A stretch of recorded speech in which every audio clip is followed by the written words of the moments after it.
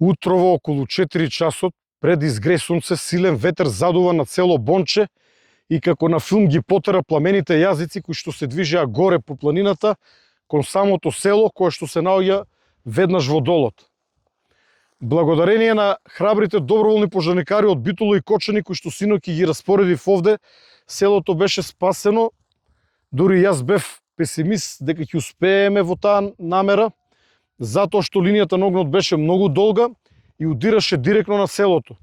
Селото е составено од десетици куќи, сигурно има повеќе од 50-60 куќи расфрлани на неколку ридишта со многу висока вегетација.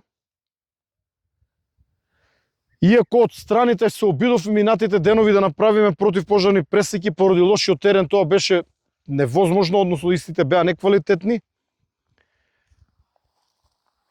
Побарав помош и од професионалните пожарникари од Прилеп кои што дојдоа набргу, потоа воедно побарав помош и од пожарникарите од Кавадарци, чија што екипа се наоѓа овде на лице место. Превентивно побаравме екипа на итната медицинска помош од Прилеп, бидејќи состојбата беше многу лоша, а неколку од доброволците од Битола се наголтаа поголема количина на чад.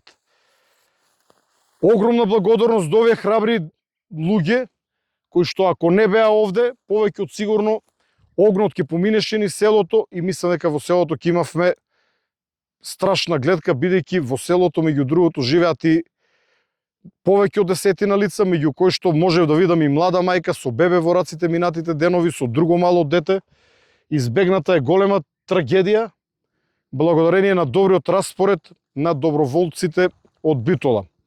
Покрај овој тежок пожар, огнот се приближи на 100 метри од последните куќи од село Палиград на планината Китка, некаде општина Студеничани, значи зад ридиштата, зад планината, зад врвот на планината.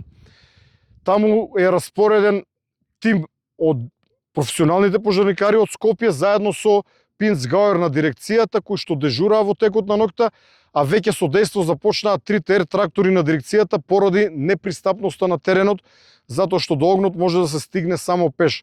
Се надевам дека со 3 ер трактори, затоа што веднаш позади ридот во суштина и аеродромот, нивниот налет ќе биде краток, за 10-15 минути ќе можат да фрлат вода, ќе зададеме конечен удар на тој пожар на Китка, кој што неколку пати го гасиме, неколку пати го ставаме под контрола, но повторно се буди поради лошиот терен, високите температури и ветрот.